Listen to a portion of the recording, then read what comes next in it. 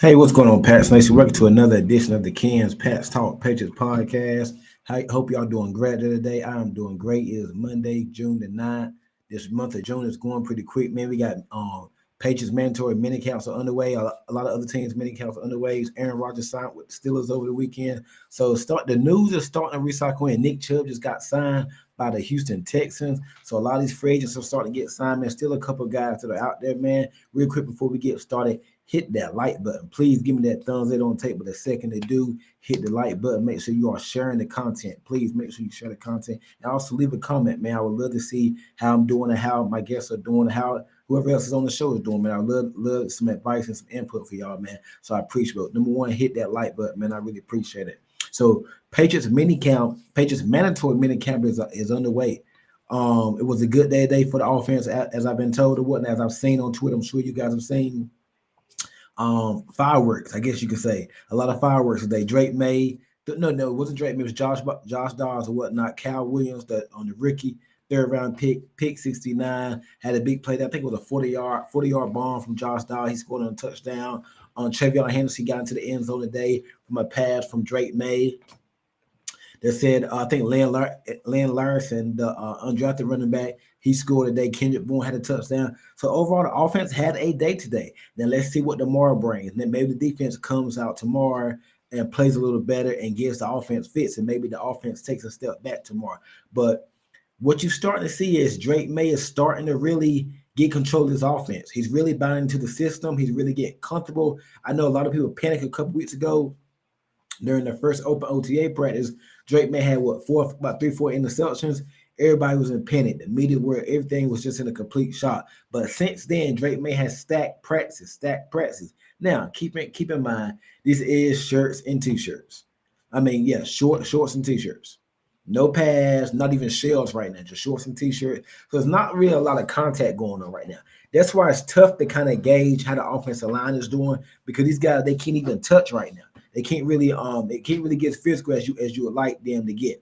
They won't be the pass won't come on until the training camp, like the second week of camp.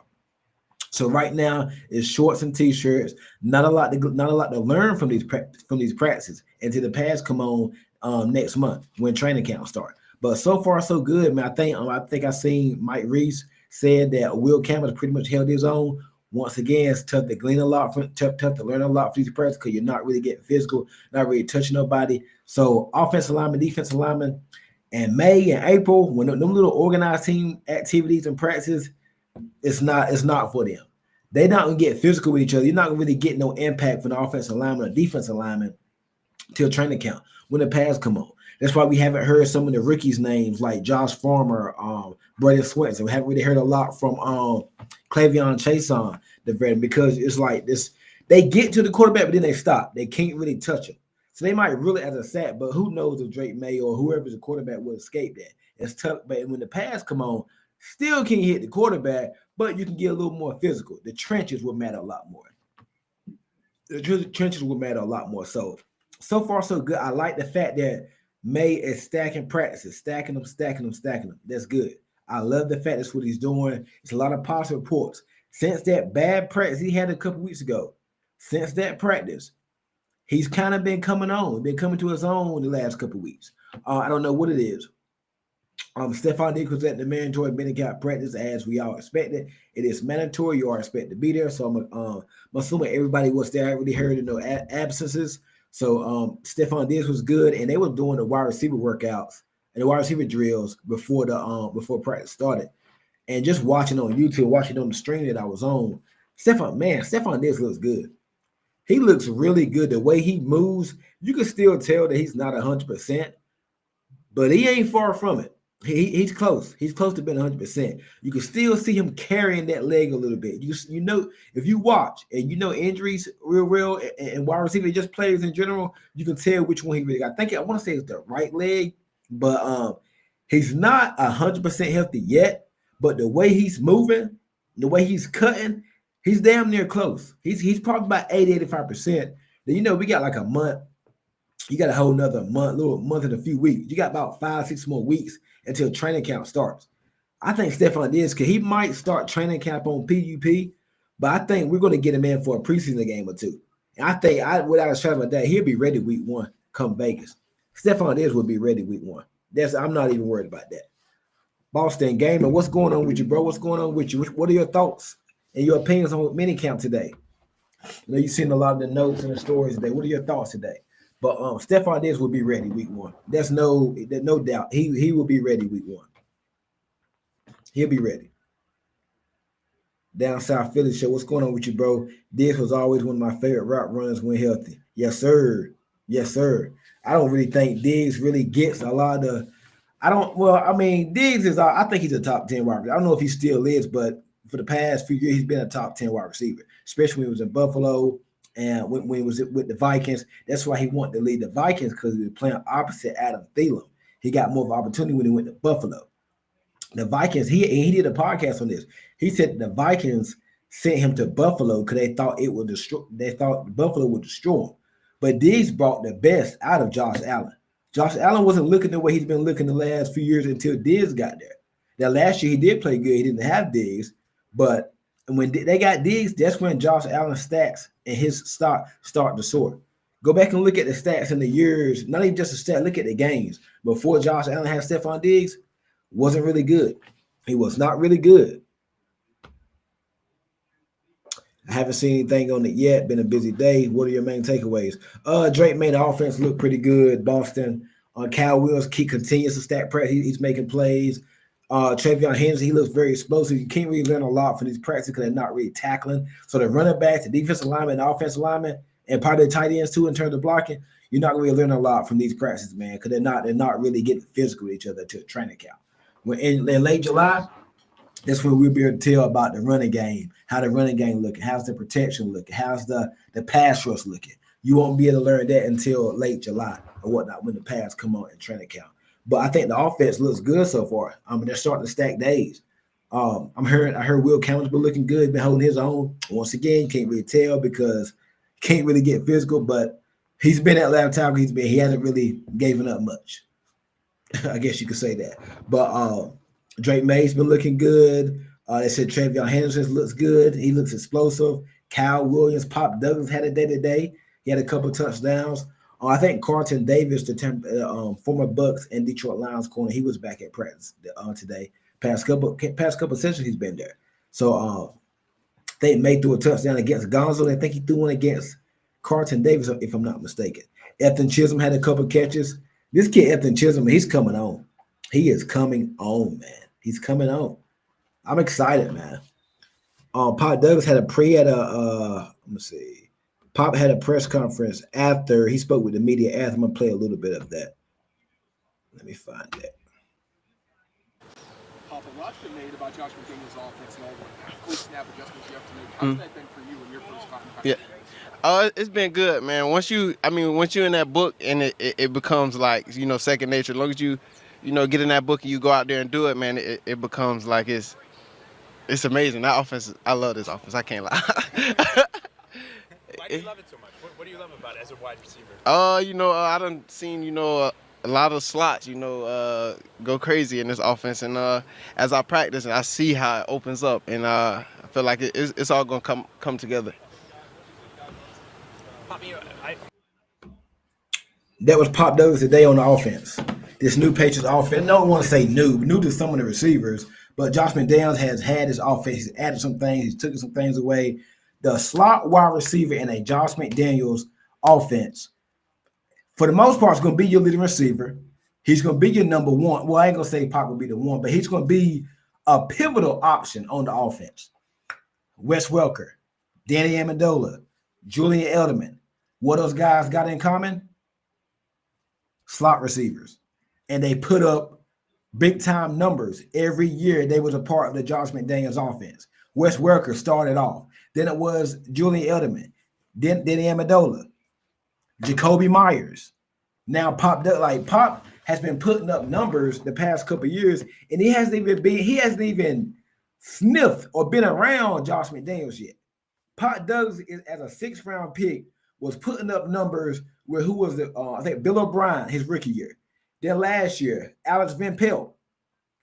Pop had a down season last year. It's tough to say it's down season coming up with his sophomore year, second year, because Alex Van Pelt didn't put him in that rookie coaching staff. Didn't put Pop Douglas in the best position to perform, to succeed last year. So I think now you got experienced offensive coordinator coming into the fold. Josh McDaniels, and he went on a podcast and a show. I think he spoke with somebody prior to the combine or something. And he was like, why didn't they use him a lot last year? And I'm hearing McDaniels is a big fan of DeMario Pop Douglas. He's a slot. McDaniels I think Pop Douglas is really going to have a breakout season. Because you're not going to be able to cover Diggs and Pop. And then, we can throw in Cal Williams, Kayshon Boutte, Kendrick Bourne, or whoever. I mean, you know what I mean? Pop going to be in the slot. Or if he's not in the slot, probably going to be he can play Z in this offense. I think Pop Douglas, if he stays healthy, and we said this last year, but he was healthy, but they wasn't using him the right way. They didn't start throwing the Pop till Drake got in the game, till Drake got in. That's when Pop Douglas numbers went up. When Drake May started starting. Brissett was a one-read quarterback. He wasn't even looking to throw to Pop. He was throwing to the tight end the whole time. Brissett wasn't even looking at Pop Douglas last year. No offense to Jacoby Brissett, veteran quarterback, but we kind of know what he is. Pop was really just he was just out there last year as a decoy. They weren't even throwing to him like that. When May got in that Jets game in spot-up duty, because the game was a blowout from Rodgers and company. When May got in, what did he do? He went to Pop Douglas. Pop had a couple catches. What a coincidence. The next week, May started against I think it was the Texans. No. After that week, I think they played San Francisco. We got blown out. But then after that, that's when May started. And May started against the Texans. Pop Douglas had a breakout game. They had like 90-something yards and a touchdown. Coincidence, Drake May got in. When Drake May came in last year, Pop Douglas stats start to go up. And I think Pop Douglas can be a 70 to 80 catch, if he stays healthy, 70, 80 catches to 800 yards and about 5-6 touchdowns a year guy as a number 2, number 3 guy. Pop Douglas can do that. I really believe that. So it's going to be interesting to see how McDaniels uses Pop Douglas. I already know how he's going to use him, but I want to see what what McDaniels has new, what kind of new wrinkles, what kind of new formations they have. Because McDaniels been out of the game for like over a year and a half. And he's been going to colleges and different teams and getting scoops on how this person do this, how this person do that. So I want to see how Pop Douglas is the guy I'm keeping an eye on this year. DeMario Pop Douglas. If you don't know his name, you're going to know his name after this season. I can feel it. I can see it coming. Also, this show is powered to you by the Sportsline Media. It's powered to you by the Sportsline Media. So make sure you go over there, give them a like and follow the page and subscribe. I really appreciate it.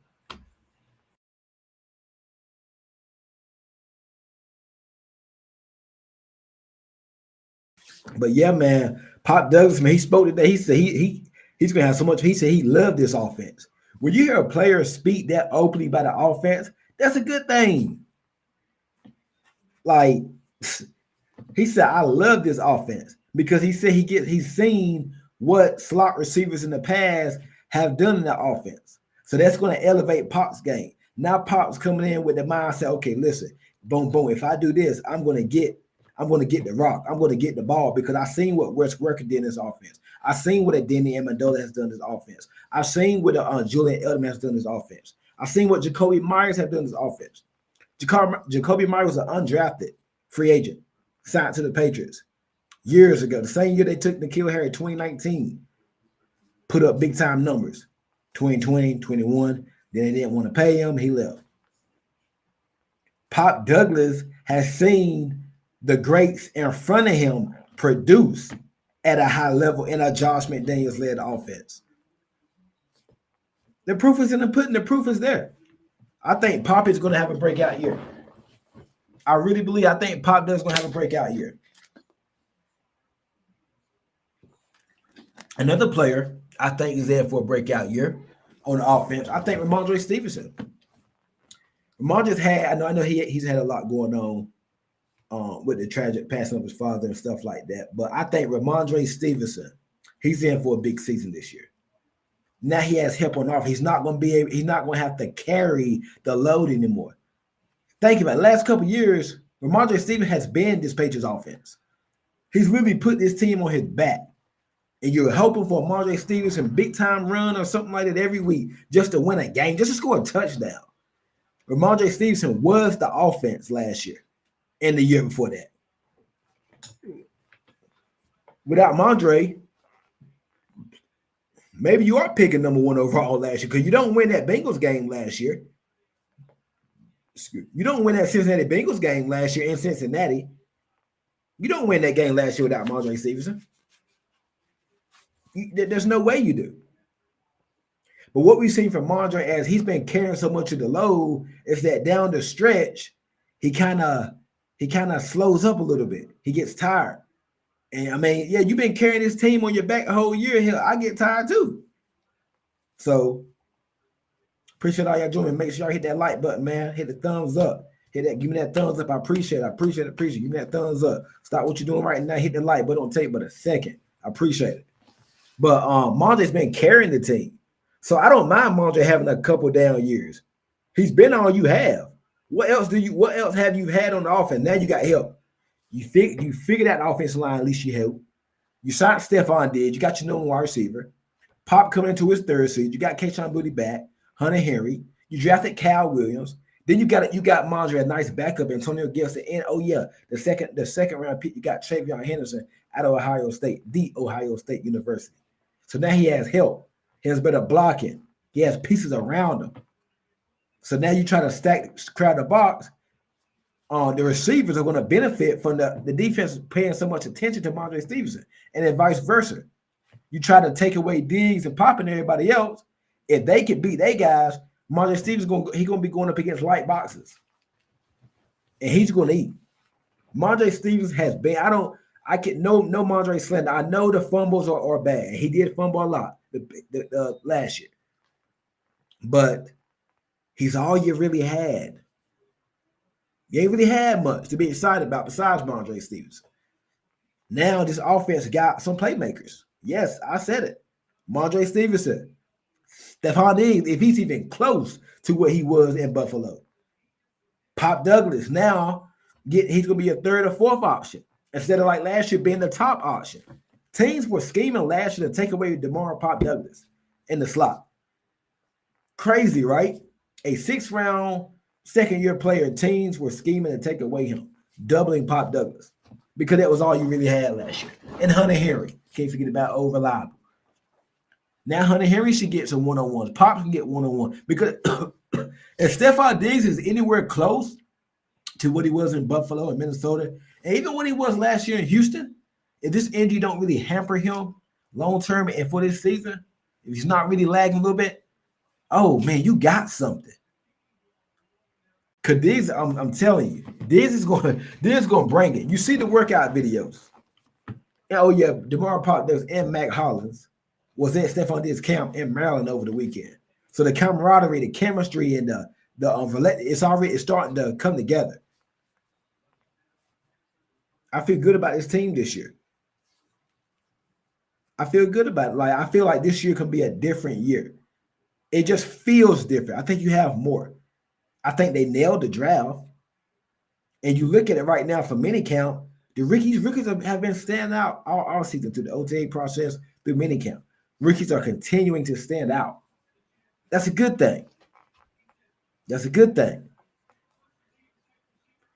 So today was day 1 of mini camp. I got day 2 tomorrow.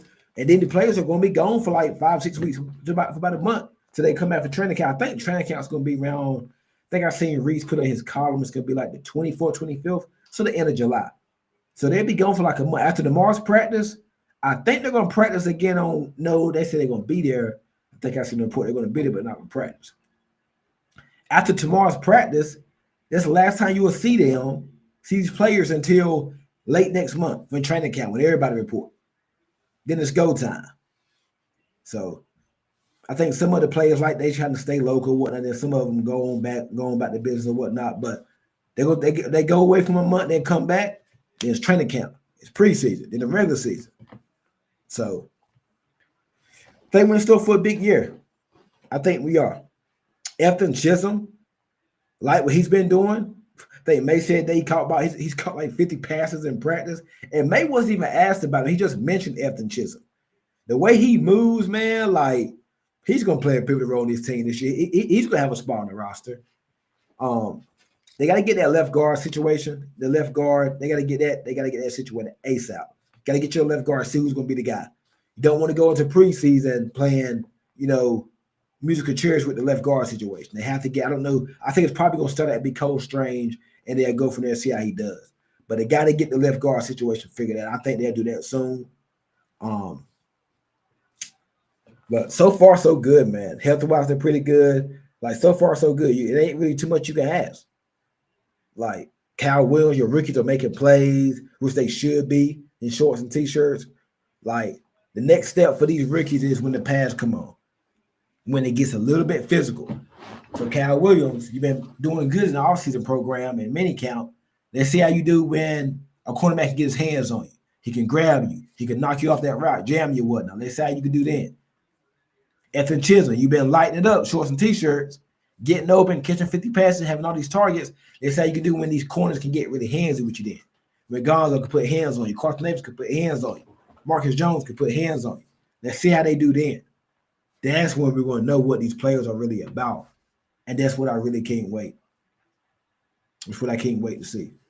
So, want to go live for a few, talk about that. A little bit on the defense. I think Christian Barmore and Milton Williams, this duo is going to be nice together. If Christian Barmore is healthy, like he was in 2023, if he's close to that, oh, man. Christian Barmore, Milton Williams, then you got your pass rush with Clavion Chason, Harold Landry, Keon White. See what you can get out of the Ricky Braden Swanson. Oh, man, this defense could be outstanding. I think they're going to be a top 10 defense. And what's going to happen when you get in pressure, that means that ball going to have to come out. Then you got Carlton Davis and Christian Gonzo at your corners. They ain't going to have to cover so long. Or you can go vice versa. You're not getting pass rush. That means the Gonzo and Carlton Davis locking up everything and make the quarterback hold the ball more. Now Keon White can get there. Milton Williams, Barmore, Landry, these guys can converge on the quarterback. The front end and the back end works together. That's complementary football. The front end and the back end works together. Remember that. So I'm excited about this team, man. So we got the last practice tomorrow. And then players will be gone for about a good month. Come back. But I won't be gone. I'll be still doing a few shows. We'll try to get some guests on over the next month to make time go by. Reach out to some guests, have them on. Also, during the season, make sure you tune out. We'll be having live watch parties every Sunday live. Or Sunday, Monday, whenever the Patriots are playing, we'll be having live watch parties. Can't show the game, but I will be out here talking during the game like we did during the draft. We have live watch parties every Patriots game day, live watch party. So y'all come on over and subscribe, support the channel, man. Have fun. We're going to have fun and watch the games together. So we'll see how things go. But I do appreciate all y'all joining me tonight. Make sure if y'all check out the stream later on, hit the like button. Hit that like button. Make sure you comment. And make sure you are subscribed to the Ken's Pats Talk Patriots podcast, man. I appreciate it. That's gonna be it for the night. I will catch y'all. Be safe, and I will be back tomorrow. Have a good one.